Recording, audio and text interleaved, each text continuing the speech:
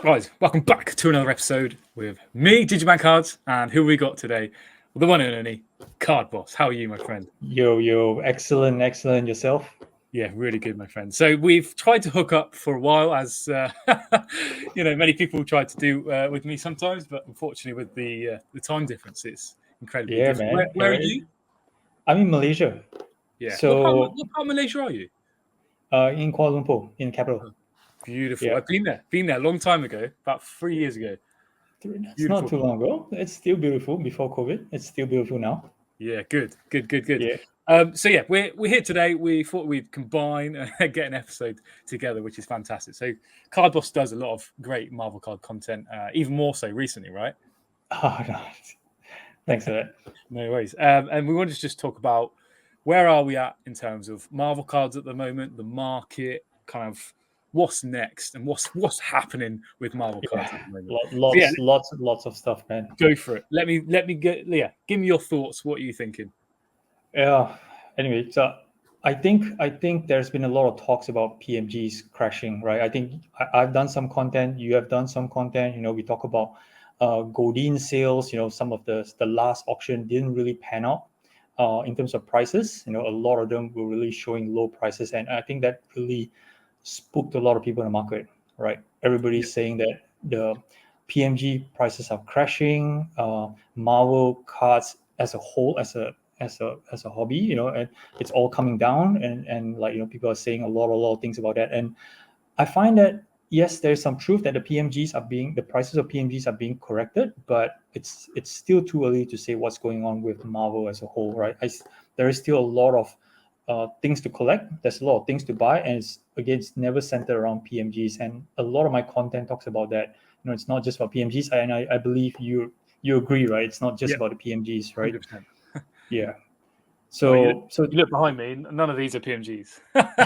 No, but don't get me wrong. PMG, I love PMGs, right? I like the art. I like the color. The green, blue, red really pops.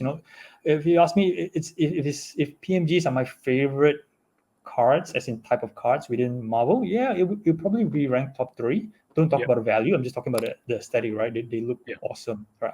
I like some of the art as well, especially from 2013. But they don't represent the entire hobby, right? They may be an important part of hobby, but they don't represent the entire hobby. But of course, my channel talks about investing, so of course PMGs are one of the main things that people invest in for Marvel. So obviously when they talk about PMG prices coming down, so they may feel that still as investing in Marvel is kind of like dead or dying, right? Yeah, spot on. So I mean, Marvel cards have been a big part of. PMGs have been a big part of putting Marvel cards on the map, haven't they? Without the kind of the rise of those PMGs, I don't think we would be, necessarily having this conversation, would we? Yeah, sure. I think the real catalyst was 90MU early last year, right? I think that is the big part as well. Yeah, that was the one that kind of like got everybody interested, right? Yeah. But the PMGs was the one that really got everybody really excited, right? Yeah. Because the crossover with sports, there was a lot of they had a Goldin auction back then. I think May 2021. So I think that really kicked the ball rolling from the investing. A lot of money came into the market, right, and got a lot of people interested in Marvel cards. It's been a long time that we had so much interest in Marvel cards. So I would say PMG is important, but now that PMG becomes less important, it doesn't mean that Marvel's totally they shouldn't look at Marvel anymore.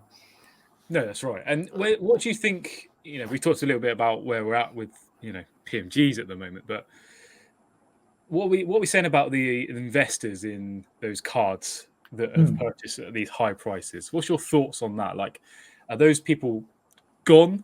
Is that it? Like, what do you think? I think there are a couple of groups of people here. So I would categorize them into 2 groups, right? One, the people with a lot of money, like the rich people, right? So these are the guys. I'm just assuming, right? They have interest in Marvel. Probably they love the MCU as well, and they like PMGs. Maybe they have some association with sports cards. The PMGs where they came from, and decide that, hey, I want to own a copy of these PMGs, and decide to buy and make sets, right? So obviously this process probably started sometime late last year, early this year, and maybe it's come to a point whereby these guys have already finished their sets, right? And then they've done, and then they've moved on to something else. And then there's another group of people whereby looking at the market, from the top view and seeing all this activity that's happening in the PMGs, on eBay, on Goldin and stuff like that, and decide that, hey, this is a good market and I'm coming in. So unfortunately, there are some people who bought in during the early February period and at those high prices that we saw, and are now either they're stuck or they're forced to sell at cheaper prices, which result in loss, right? So unfortunately, that's what we're seeing at the moment. Okay. So we've seen some sales of different cards. Like we've seen some exquisite. I think you covered it pretty well. Like, what's your thoughts on the other Marvel cards coming through? Like that's a chunk of money there for some exquisites. Yeah, those exquisites, those are pretty rare. Like you don't see them often, right? And they look amazing, right? It's just simple white background. Beautiful. Yeah, the art is. I wouldn't say that all the art on the exquisite looks nice, but it looked nice on that white background. Yeah. Right. And it is special. It's something that people didn't really, either they don't know about it, okay, or it's something that doesn't really come up very often. So once they actually hit the market, like the ones that we saw recently in PWCC, people get excited, and there is more coming in the upcoming Goldin auction with the nameplates and all. So, but I think that the people who are buying into these exquisites are not necessarily the investors that I just talked about earlier. It could be true and true collectors of Marvel, who maybe character collectors like Spider-Man or Wolverine, right, who has never had access to these pieces, which have now a big opportunity to buy them and add them to their collection. Yeah. So do you think, you come from, you said you had Yu-Gi-Oh! And you've done sports cards. Do you think that sports cards kind of crossover? Because people know exquisite, don't they, from the sports card world? Yes. Do you think that, again, you've talked about it, probably collectors potentially, but do you think that crossover is there for that card in particular? For those cards if you're referring to potentially new sports card investors buying into Marvel at this juncture and looking at exquisite, I think the probability for that is a bit low, in my opinion, right? I think that most of them who has come in already have done so through the PMGs, right? And whoever is behind, whoever is still investing in this market, will definitely look at the exquisites for sure. Yeah, for sure. Okay. Right. Yeah. But if you talk about new investors coming in, right, and say that, okay, I'm not going to look at PMGs, I'm going to look at something else, and this exquisite looks interesting and it's something that I would want to invest in, I don't think so.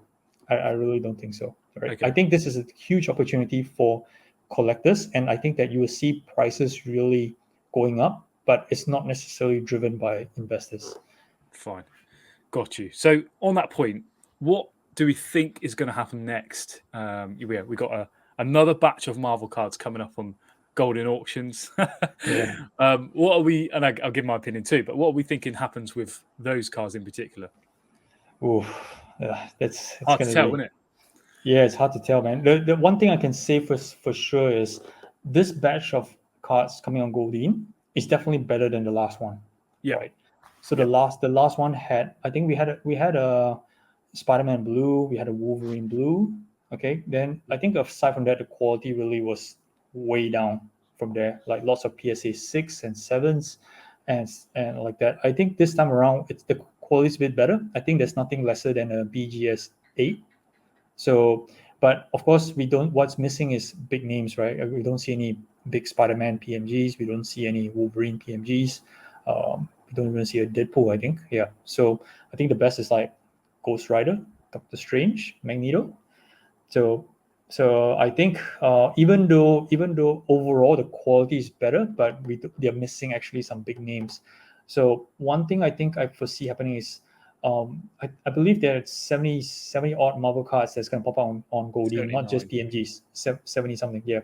So I think this is a great opportunity for people who are chasing up PMGs for their collection or for their sets, right, to come in at this point, because coming from the aftermath of the last Goldin, people who are investing in PMGs may get a bit scared, may get a bit worried on putting significant money. So the prices on some of these pieces, specific pieces, I wouldn't know which, depending on who you're collecting, right? You might have a chance to buy them at decent prices. So there will be still activities, because I believe that there are people who are chasing the same characters like Magneto, Ghost Rider, right? So these are the ones that will have some activity, but not necessarily something we'll see like will end up like 10K, 20K, 25K. I don't think we'll see any of that, those kind of fireworks. Yeah, nice. Should I pop up the Goldin auctions? Should we have a look? Yeah, why not? Yep. Does that work? Let's do that now. Cool, you can see that. Yeah, nice. Yeah. So yeah, Good. 3 cards here shouldn't be on Goldin. It's not. So yeah, we got some nice. I would say everything is over a BGS 8 and a PSA 8, isn't it? On this. Yeah, this. that's right. Apart from that blue, Doctor Strange. Some nice 8.5s. 2013 once again. Plenty more there. So the one thing I actually observed, which I pointed out in my last video, was if you look at the BGS subgrades for these ones, you could just pull out any one of the BGS PMGs, right? And just blow it up and look at it. Look at the serial number. Yeah, 00. 14, so it says 0014, and then the last 4 digits starts with number 4, right? So for Beckett, the first 4 digits is actually representing the grader, whoever's grading this particular card, and the last few digits will be the actual serial number for the card. So if you look at another card, right, just click another BGS. That Galactus is the same. Yes, so you will see that it's the same, 0014, and then starts with a 4. So it's likely that all these PMGs here in Beckett are all from the same seller. Mm-hmm. Likely that he bought a bunch of these PMGs, sent it to BGS, got them graded, and then just pumped back into Goldin, right? Yep, 100%. Yep. So for me, what I see, and again, this is completely my opinion, like we've just seen a green Galactus sell in the last Goldin auctions. Nice so my mind goes, is there someone out there, maybe a Galactus collector, maybe just a general Marvel card fan that wants to pick up a green, now can pick up a blue because it's on the market?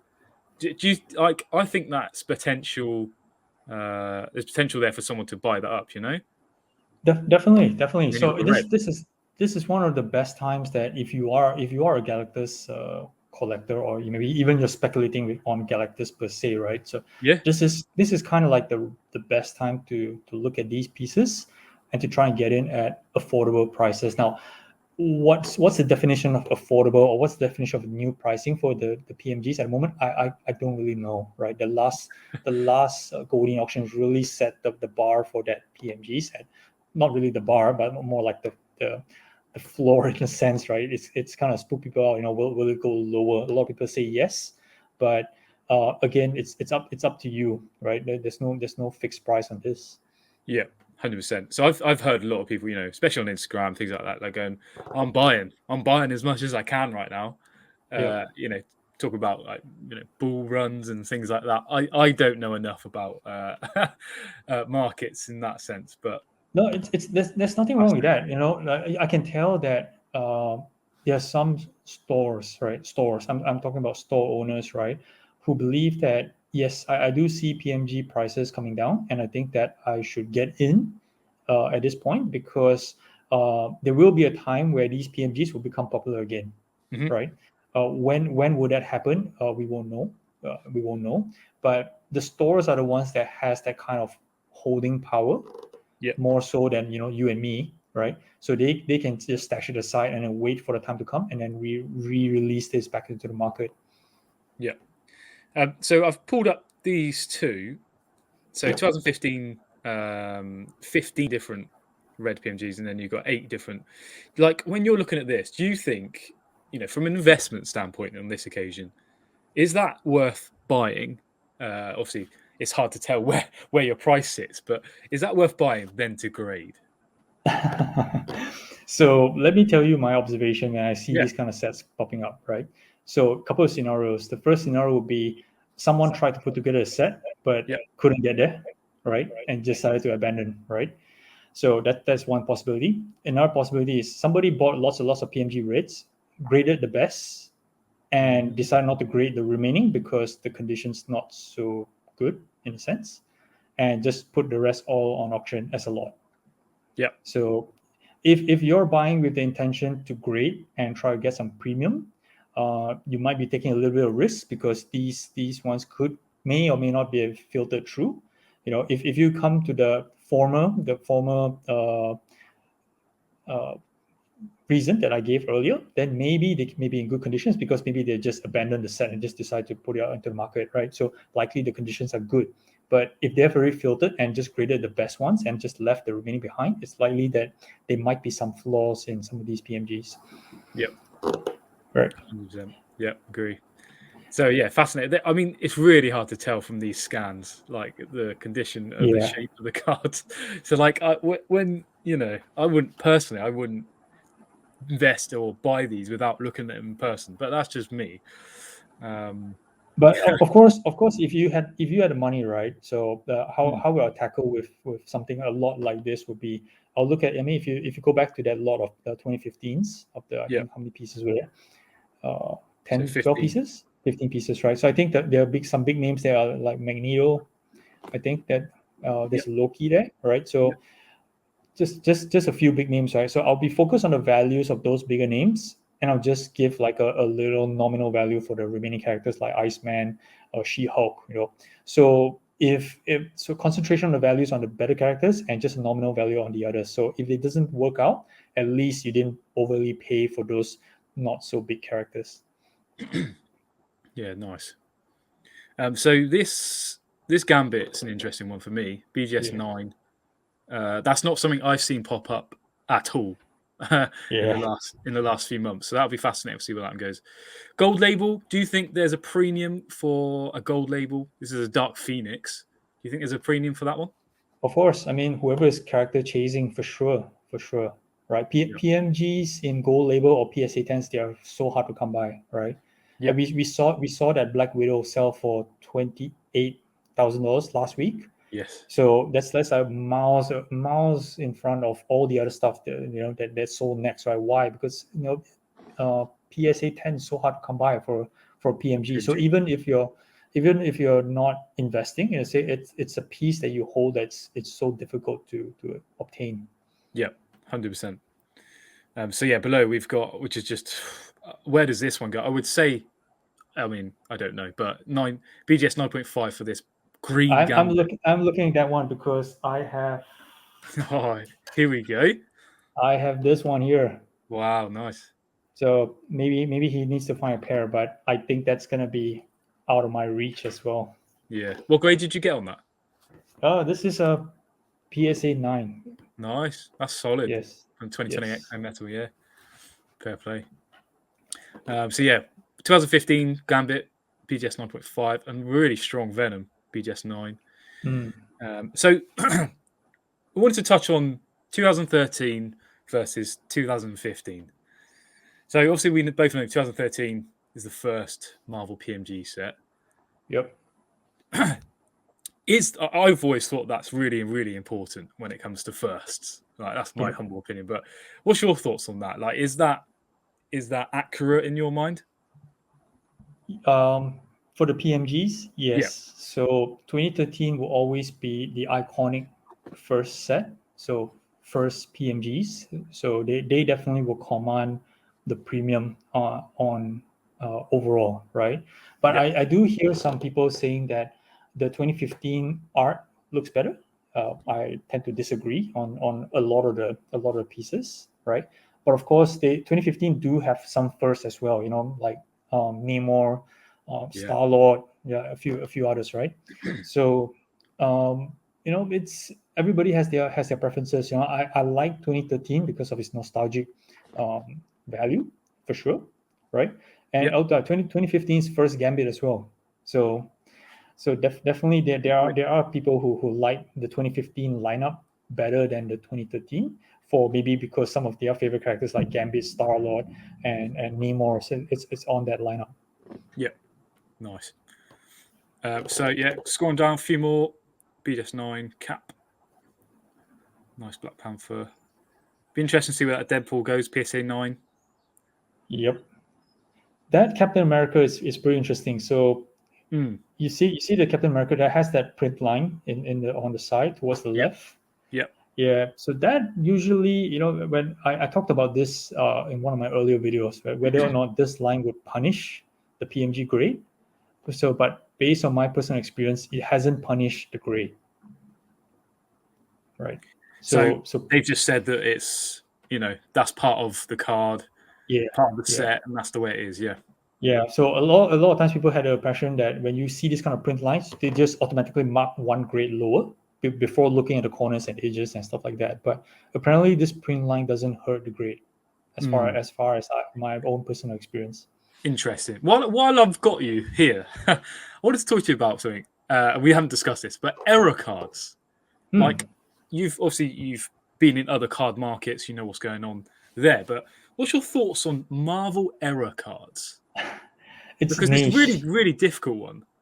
It's niche. So Yeah, there are a group of people who enjoy error cards. Like, okay, I don't know who are the collectors for Marvel error cards, but from my time with Magic the Gathering, right, there are people who love to collect off-cut cards. Cards that were cut incorrectly. So let's say imagine you have a card that has it was completely out of the border, right? Maybe you get like 2/3 of one card and 1/3 of the next card in the print sheet, right? Yeah. So they love to collect these kind of cards, and these cards do appear once in a while randomly in some of the packs, right? And they will pay a lot of money to get these because they're like one-on-ones. But what's the ultimate goal of collecting these? I have no idea. But it's a difficult. yeah, I get a few Instagram messages saying like, "Is this worth value?" I'm like, I don't know. I have no value. The only value that you could probably see if you come across any one of them is that if you know the buyer who's collecting all these error cards. Yeah. That's the value that you can try to get something out and put a price tag on it on your own, and hopefully you got it right. Yeah. No, you're spot on. So yeah, plenty more PSA 9s from the 2015 set. Nice Scarlet Witch there. Sweet Daredevil color match, PSA 8. Nice Green Goblin. So this Storm, PSA 10, is very interesting. Yes. Where does that go to? By the way, I collect Storm, so yes, I'm aware. Please bid on that. Not that I can't afford it. Don't worry. So yeah, what happens with that one? Do we see the same thing happen to the one you were just talking about? Well, okay. In my opinion, Storm is probably one of the top 5 female Marvel characters. Yes. Okay. I personally think she's one of the top 5. So definitely there's going to be interest for this Storm, especially it being a PSA 10. The only knock I have on this particular Storm is this is a new Storm, right? The one where she got the new haircut, not the original Mohawk. in the 2013. Yeah, the Mohawk one, which maybe I don't fancy it so much, but Storm Collector is a Storm Collector, so they may just gravitate towards it. But I don't think that this is gonna go bananas like the Black Widow, but it may come down to close to 5 digits by virtue of it being a PSA 10. Yeah, I would say 10. Yeah, over 10 is a fair guess, isn't it? I mean, that's what it is at this point. Yeah, the only good thing is I think that even though I have a personal view that she's probably the top 5 female characters in Marvel, but I don't think a lot of people share that sentiment as well. Yeah, and that's the thing. That's the thing with most characters. Like it's all subjective, isn't it? Yes, like, it is. I think Storm is top 2 female characters, but who's in the other one then? It is top 2. Wow, let's not discuss that. But that's just me being completely biased. Come on. But yeah, it is all completely subjective, isn't it? That's the thing. Yeah. So BDS 9 Vision, which is a weird one. And then we've got Molten's Vibraniums. Thoughts on Vibranium? Where consistent sales of Vibranium even now? It is consistent because the price point for Vibraniums are much more affordable than PMGs, right? For those investors who could not really afford the PMGs, went to Vibraniums, right? So and Vibranium cards actually looks nice, like the Refines and the Radiance, they all look Shiny. great. Yeah. The problem with Vibranium is the lineup, right? So Yeah. it's missing the important people. It has Wolverine, right? But it's missing Captain America. It's Iron Man doesn't look nice at all. It has Miles, it has Spider Gwen, but it's just missing a whole bunch, and the checklist is huge, right? It's 90 cards in the checklist. So, and I think that after a while, the heat may just come down a bit as well on Vibraniums, similar to how the heat has come down on PMGs. Yeah. So I just posted a video fairly recently, and there was a Hulk PSA 10 raw molten. No, sorry, it wasn't a molten. It was just a raw No, raw, Hulk. raw, yes, $220. yes. No Like, clue. that's mad, isn't it? Not No, numbered, no. just raw. I'm not sure is it paid for or not, but there's No. no logical explanation for that price. Yeah, it's just crazy. Yeah. So yeah, BSGs. We got a sweet BSG Thor versus Iron Man there. Top 2. So BSGs are interesting, right? So they are tied to that Marvel masterpieces Yeah. as a whole, right? As one of the key inserts, right? So I think a lot of misconception is people associate it with PMGs because of the word Yeah. gems, right? Yeah. As an alternative to PMGs, which is technically not correct. They fall under a totally different category. So, and I know that a lot of people do like the BSGs, but I think that they are looking the wrong years. I still think the Jusco's one are the best, right? In terms of the art, the lineup, right? I think that they are the best. But people are just some people that I've talked to, right? They're looking at the 2020, the 2018 ones for investment, and I think that's, even though the prices are quite fair, like $200, $250, they can get a raw piece, but I think long term, it's definitely still the Jusco ones. Yeah. Didn't you buy one? If you don't mind me asking. Yes, I did. I have one here. See, that's like I planned it. I did not. There we go. So let's try and get you up on screen here. Hang on. I want to see this baby in person. Yeah, nice. So that's Deadpool. Deadpool Taskmaster PSA 9. That is sweet. Oh, That's better. do you get it? Yep. Yeah, nice. PSA 9 as well. Solid grade. Yep. Love it. Yes. So, like I said, BSGs, the Jusco ones, those are nice, and I like the matchups. This is Thor, Iron Man. I think there's a Cap Iron Man as well. Venom, Carnage, right? All those big ones. It's great, right?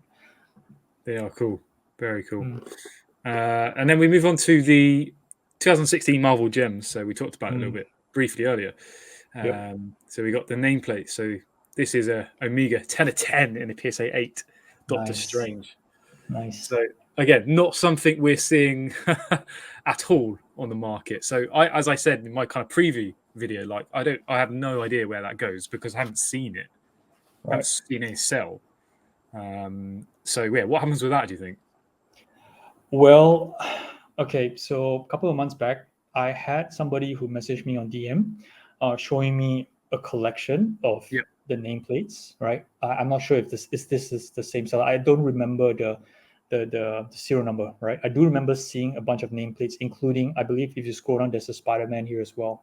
Yeah. So, yep. So I saw a Spider-Man, I saw a Wolverine as well. So he showed me a collection, asked me to value the nameplates. This was when PMGs were really skyrocketing, right? Yeah. So I said I really don't know, but I did tell him, saying that there's a lot of attention on PMGs right now, right? So two things can happen. Number one is people may look for the alternative to PMGs and may put a lot of interest to this exquisite, because again, like what you mentioned earlier, right? It has that from the basketball side transitioning over, similar to PMGs, or people could just overlook this whole set and just keep on focusing on PMGs, and you may not get the value that you're looking for, right? Yeah. So what he did after that, I have no clue. So, but right now, it popping in Goldin for this month leads me to think that he may have if let's say he was the one, right, he may have decided to put it on sale. But the problem, I've heard back, through some feedback with people who have sent cards to Goldin, right? The queue is stacked. It's big, yeah. It's big, right? Yeah. So right now, these exquisite cards appearing at this point in time, you feel as though that something wrong with the timing, right? Why now? Why not a month earlier? And I think that the intention was a month earlier, but if you saw the last one's Goldin, right? They had to put the auction in 2 days, right? Marvel listings had to do. It was just so many listings. They had to cut across 2 days, and there was no way they could fit another like 70 cards into the auction. So unfortunately, these exquisites like this ones got bumped to April, Backlogs. and yeah, and it may hurt the price. Though, to what I said earlier, there could be collectors who is missing this Wolverine. Like say, for example, there's a number out of 10 that doesn't come out at all. Like I've collected Marvel for 1 year and a half now. This is this exquisite nameplates was the first time I saw it back then in February. Like I've never seen a real card before. Yep. Same for me. Yep. Crazy. Yep. I think you touched on every point I was going to talk about. So yeah, smashed it. So yeah, serial number 2 of 10 for that Spidey. Yep. Solid grade, PSA 8. I mean, the non-name plates one, the regular one, the PSA 9 closed at 6,300 last week.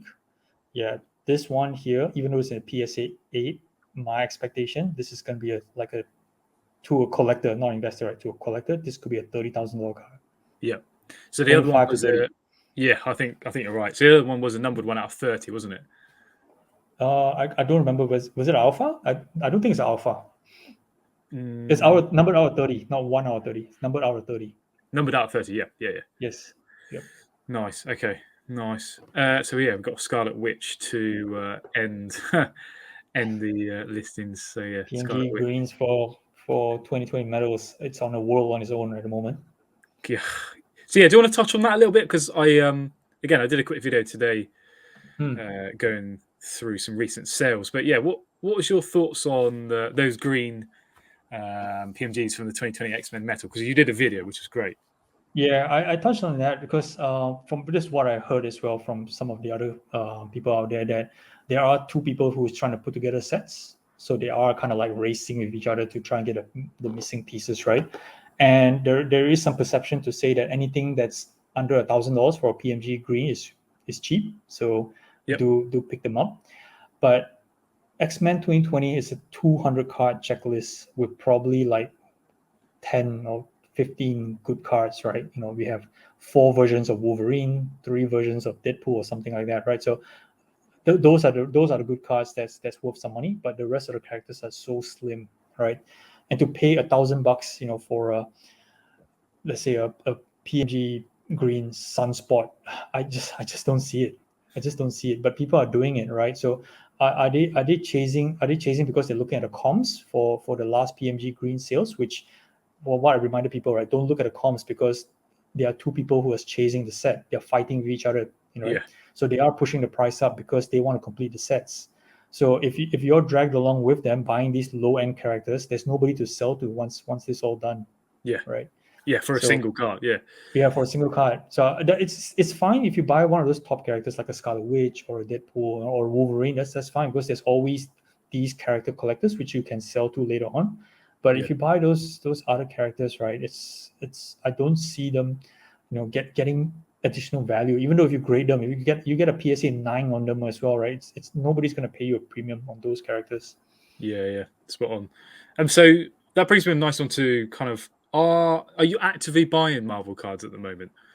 Okay, I just saw a couple of your sweet cards, but not as much as I used to. Right. Okay. So I still look for some good pieces. I picked up this which I showed on IG. Where is it? This one. Nice. Yep. So I am looking for the red to pair with this. If anyone's listening, if anyone was listening, DM Card Boss. Yes. PSA 9 only though.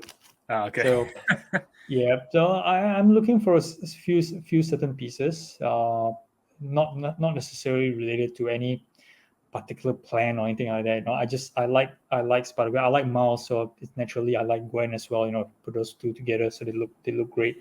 But you know, aside from this first few, you know, it's kind of wait and see at the moment. I do look at jambalayas. I do collect 2015 jambalayas. Mhm. It's not a big secret. I did a couple of videos on that as well.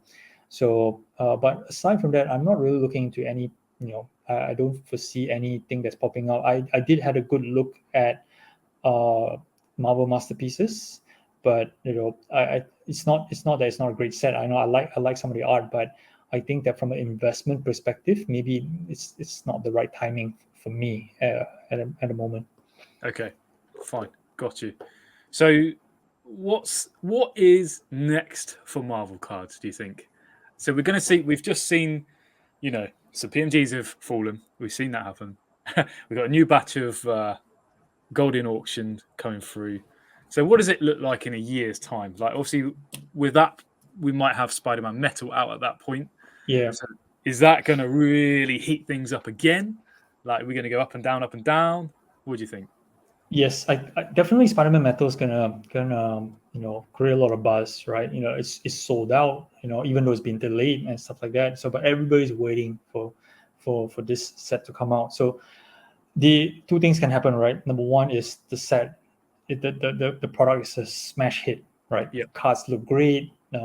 Everybody's chasing the PMGs or the what's the other one, the black the transparent card, what's it? Platinum portraits, right? Everybody's chasing the platinum portraits or the Z Force that everybody's talking about, right? So it's a smash hit. On the flip side is maybe it's another X-Men Metal whereby it gets off to a very slow start, right? And people say this set is crap and the quality is bad in terms of the printing and stuff like that. The inserts, it's PMG pink as opposed to PMG red, and all those things. But then it picks up later on, like how X-Men Metal is right now, right? I don't think anybody predicted that this set being so mass produced, it's selling for $700 a box today, right? It's insane. It is insane. We've come a long way. So Yes, definitely. So we've just seen just touch on it briefly, but just seen Marvel annual get sold out within 5 days on over the e-pack, which is just madness. And you see some of these hologram sales for Marvel annual 2020, Marvel annual just like miles above where I would have thought they would be. So do you think that's people that they're wanting Marvel card product? Is that what that is? Yeah, for sure. I think people are just dying to just get their hands on something new, right? So there hasn't been anything like great for a while for people to get hands on, right? I think X-Men e-pack ended not too long ago prior to this. And then people are just waiting for something to put their money on, right? People didn't want to go to the secondary market and buy expensive PMGs. People wanted to look at something fresh, something new, right? And this was a way, even though the cards has been in existence for a while now, but people just wanted to talk about something new, which what this e-pack thing. I think the achievement sketches are amazing. Those 4-panel ones, those are nice. I saw the one with the Psylocke, and I think it's the one with the Psylocke. That's amazing. Yeah, no, they are stunning. Yeah, I think you're spot on. I think it is around. There's no product out there at the moment, which is fairly frustrating. I mean, from what I'm hearing, Upper Deck has got a lot of things lined up. We've got a couple of things coming out this year potentially, all being well, and it's not pushed back. So with Spider-Man Metal being out, potentially some other products too. Where does that kind of allude us to in a year from now? Are we going to see a chunk more collectors come into Marvel? Like we're going to see Marvel products in the shops, like in America, obviously it's Target, Walmart, whatever you want to call it. So yeah, do you think that's going to happen? I think that's. I mean, I'm not based in the US, so I don't have any win on these kind of things. But I think ultimately that's what they want to do to get these things into retail. So there's more exposure, right? Currently, there's no exposure to retail, right? So if you're not buying this from the hobby shops, you're not buying this from e-pack, so you don't have any visibility. Like a dad bringing his kid to the store, right? They're buying toys, for example, right? They're not looking at the cards because it's just not on the shelves, right? So they're not getting access to new markets this way if they don't put it on retail. So I think definitely they are going to create some exposure, a bigger exposure if they put the stuff on retail. Now, but will that translate into a strong secondary market as a result? Maybe. But the thing is, like, I believe that when it opens to retail, it just opens more to, I guess, a generation of younger collectors, right? not so much on people like you and me, right? So you and me, we're familiar, we buy our stuff from ePack, from eBay and stuff like that. It's not, it's actually more for younger collectors, whereby they're not so into the secondary market yet. Yeah. So definitely you have a bigger interest in Marvel collecting as a whole, but it's not necessarily going to spur the secondary market whereby suddenly there's huge investment dollars like what we've seen in the last couple of months. Yeah. Okay. So we've just seen. I, tried to keep my ear to the ground in most of the hobby where possible, but just seen WWE Prism get released. I don't know if you've seen that, but I just like looking at that, thinking that is absolute wild. Like Yes. I don't follow wrestling. I used to WWF back in the day, but like I see some of these wrestlers, the numbered cards selling for absolute enormous amounts. Yes, I think maybe you need to talk to Stacking Gems on wrestling. Yeah, He's the man on that he one. is. So He's a Rock fan, isn't he? Yeah, definitely, I love the Rock as well, but he loves him more. yeah, absolutely. But I just think like if that's happening, obviously it's Prism, and with the sports card world knowing Prism and things like that, it all makes sense. But with Marvel characters, superheroes, surely we'll get to a point where that could happen as well. With a new product potentially coming out, and it's got everyone's favorite characters in. I think where the difference is this, right?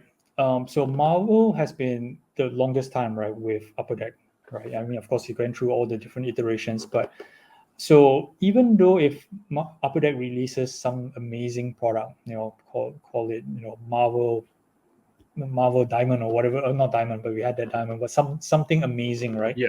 It's just going to appeal to the same group of market, right? The same people that we're dealing with today. Whereas WWE, right, didn't really have a proper flagship product prior to this. They had a lot of small companies producing WWE cards, right? So this was the first one that actually came up with a real product that people could chase. And being the first product, the first flagship product, there's where everybody's going to at the moment, because thinking that there is huge investment potential being the first product. So I mean, in another dimension, let's say, for example, if let's say Upper Deck were to lose the license, right, to let's say Panini, right? So Panini picks up the Marvel license from Upper Deck, and Panini releases the first Prism Marvel cards in year 2028, for example. Okay, that's a boom for sure. Yep. That will be a boom, 100%. No, it's but a good point. until that happens, we're just Marvel is just gonna trot along. That's what it's been doing. Yeah, nice. So, favorite Marvel character? No question, man. Deadpool. Deadpool, really? Deadpool, So, yeah. in terms of in terms of how you've collected Marvel cards, or even invested, like, have you bought a lot of Deadpool cards? No, I didn't really buy a lot. I look for specific pieces. I do have a couple of his ones. They're not expensive cards, but they're one of my favorites. So I have these two here. Yeah, This is the 92 Jim Lee and the X4. So technically, these are his rookie cards, in a sense, right? So, I like this. I like these two. It's one of them is Jim Lee Art. It's my favorite artist of all time. Yeah. So yeah, these are a couple of things that I like. Not necessarily I'm not a huge character collector. I don't really like chase up every single Deadpool I can find. It's just that I like the character and I pick up a few pieces which I enjoy looking at or keeping. I think what's different is for me compared to other people is I think some people like when they collect a character, they want a gun for the rarest or the most expensive, and things like that. So that's fine, because maybe it's some sort of bragging rights per se, but I can't seem to pull myself to do such a thing like that. If I were to own a $10,000 Deadpool, let's say for example, I bought a Deadpool for $10,000, I'll be just thinking the next day of how to sell it for 20. Yeah. So your mind goes to different stage, right? Yeah. So keeping pieces like this, right, it keeps me grounded a bit, whereby nobody's going to buy this, and I love the card. So So what advice can you give to people, like in terms of investment standpoint, people coming into Marvel, maybe they're new, looking for their first Marvel card, something they're going to keep for 5 years, maybe 2 years, and then potentially sell, or they're collectors. But what advice can you give to those people? What would be your kind of tips?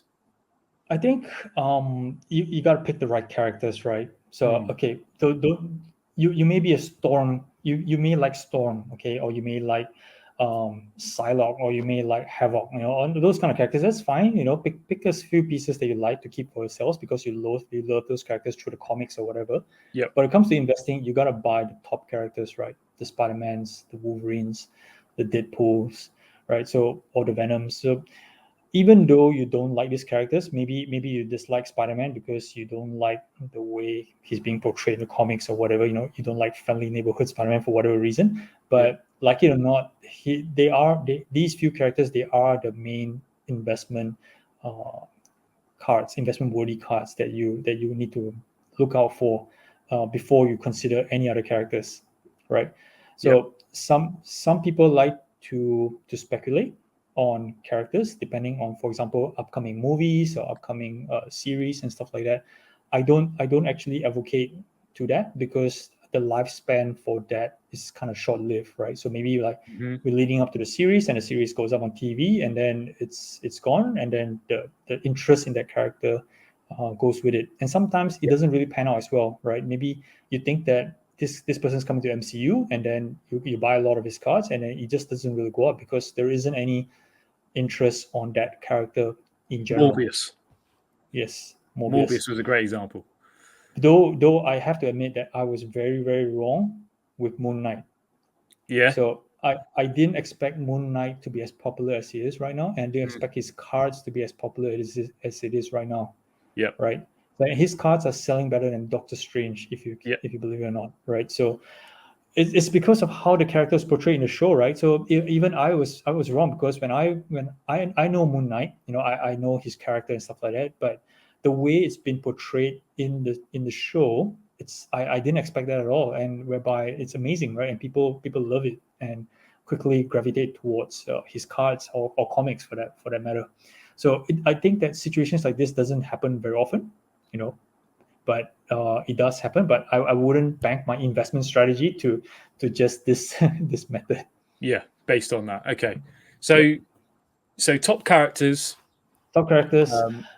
You want to look at popular sets as well. So definitely, if let's say you take PMGs out of the equation, okay, you want to look at other sets. Maybe like, for example, if let's say you talk about Spider-Man, you definitely will look at 2017 Spider-Man stuff like the Royal Foils, okay, or maybe you look at some of the retro inserts, 2013 retro inserts like the Quick Strikes, and those kind of inserts as well. Right. And of course, depending on your budget, okay, if your budget's not that high, then you will definitely go down the ladder a bit. And then you look at things like maybe 1994 holo foils, bronze or gold for that matter. I think they're just like $100 each, right? So if you invest in those, even though the population is very high, but if you can find good grades, that's where you can actually make some money. So these are small little things that you can do. It depends on your budget. It's easier for me to advise people who come in with a smaller budget rather than somebody comes with a big budget, because when you come in with a big budget, say I got like $10,000 to spend on Marvel cards, it's quite hard for me to advise you because you tend to want to go for a big bang, right? And try to make a big bang after that. But I think at this point in time, there isn't any move that you can make to really say that you can confidently say that this is going to double or triple in 2 years. I don't think that there's anything in the market at the moment that you can confidently say that. No, there's nothing. There's nothing. Like, nothing. It's all your We're not financial advisors, any of that stuff. There's nothing. I think you're spot on with that. So, what about grading? So, where does that come into play for you when you're thinking about investing? So we got PGS, we got SGC, all solid companies. Definitely, I like PSA. I mean, I've always been supportive of PSA for cards, for sports cards, for Marvel cards as well, because I think that's the value. That's where the investment value is in PSA. No discredit to BGS or SGC. I like SGC slabs for the way that they look with that black border. So this thing on the stand, it actually looks nice. But for investing, definitely stick to PSA. And I always say PSA, always, if you're going to invest, in actually buying the actual slab directly, not buy a card to send for grading, always buy investment grades. Investment grades meaning that as high as you can afford. Yeah. Right, as high as you can afford. So whether it's PSA 9 or PSA 10, whatever that fits you. The low. I mean, I give you an example, right? So if let's say you had $500, okay, and you wanted to buy a Scarlet Witch PMG, right, 2015, which I think today you may be able to find a raw Scarlet Witch PMG for $500, 2015 red, okay, for $500. Or the alternative is to buy a PMG red Scarlet Witch, PSA 6, let's say PSA 6. So which one would you buy? So some people say, oh, I'll buy the one that's slabbed because it's already slabbed. It's in a holder. It's good and it's authenticated and stuff like that. But PSA 6, it's not investment grade, right? So that there are so many grades above it that when you try to resell it, people who wants to buy a Scarlet Witch PMG red 2015 may just look at grades that's above 6, right? There's 7, there's 8, and there's 9. So not necessarily that 6 that you hold may actually be worse off than a raw, because people may gravitate towards a raw if they can't find a grade that they like, and they'll take a chance to buy a raw so they can send it for grading themselves. Okay, spot on. So like I'm seeing a lot of people send stuff to PSA, SGC, every card grading company, all Marvel cards. Like how does that affect the market? Because obviously we see regular sales of graded Marvel cards now, but there are still quite a lot of raw cards selling, right? Yep. So how does that affect the market in the coming, because it's the turnaround time is a lot quicker nowadays. So next 6 months, say.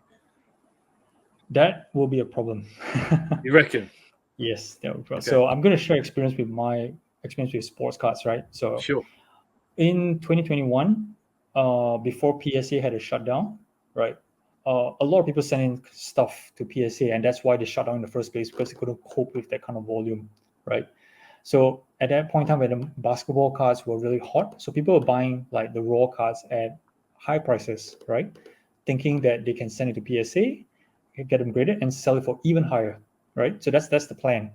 But of course, PSA shut down. The graded cards took a year to come back, and by the time the market has changed completely, the landscape of the market is different. So even for my case, personally, I just had an experience just 2 weeks ago. I bought a raw card for $70, and I paid $20 for the grading, all in with shipping and whatnot. So I'm $90 all in, and I got a PSA 10, okay? And my PSA 10 sold on eBay for $42. So PSA 10 is the highest grade that you can get, and the best you can do is $42, which is just half the price of your cost all in. So Marvel cards landscape, especially if there's a huge influx of Marvel cards that's going to come in the next, let's say, 3 to 6 months, and if all flood the market at the same time, there's a lot more sellers and buyers, you would see prices get killed at this point in time. Okay. So it's gonna be pretty scary to see, and it depends on what cards as well. I think we've started to see a lot of 1990 MU. I think not recently, maybe a couple of months back, coming back from PSA from a year back. So a lot of these prices, I think those days where we talk about Wolverine, PSA 10 selling for $1,000, right now it's like $300. Yeah. So things like that will happen, right? So if you buy a raw card, let's say 2 months ago, and send it to PSA with expectation to maybe double if you get a PSA 9, be prepared to be break even or lose some money. Do you think so? On a flip point of view, do you think that it provides an opportunity for maybe newer collectors coming in or new investors coming in, like buying raw cards? And I've seen loads of sports cards do it already. Buying those raw cards, Marvel cards, and then grading them and then flipping them.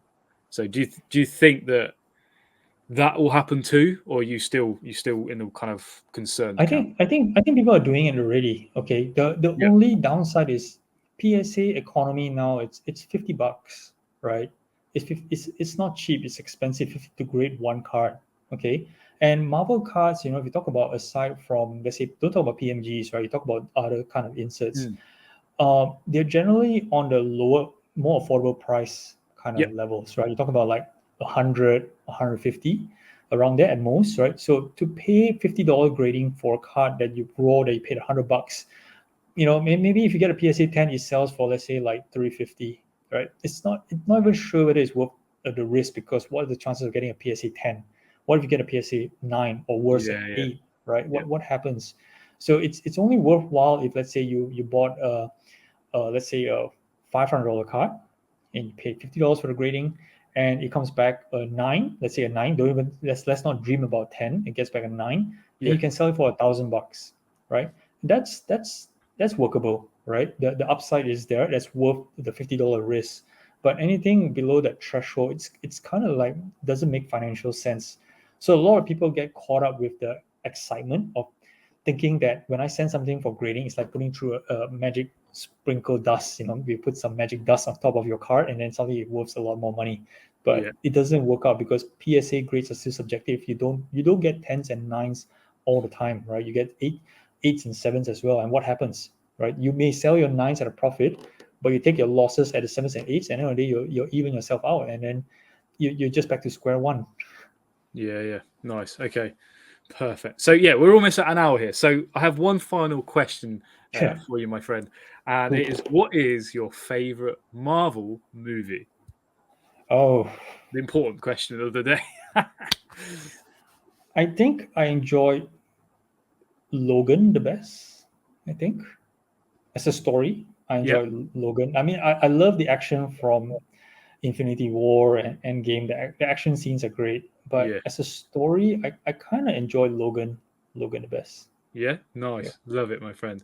But yeah, Yeah. thank you very much for joining me, and yeah, just really happy we could get together today to No worries. We should actually we do should something together. do this again, man. 100%. Yeah, I can feel more content coming with us two together. We think very similarly on some things, so it's going to be super fascinating to see what happens, Nice. and I'm sure we'll both keep you updated as to what happens with the marble card market as we come along this ride. Right? Sounds good, man. Sounds good. It's gonna the it looks a bit Marvel looks a bit like, previously I think we were on this kind of rocket ship that's going up to the moon a couple of months back. Right now it's kind of like leveling out a bit. So it's a different kind of ride, not necessarily a bad thing. It's a different kind of ride compared to 2 months ago.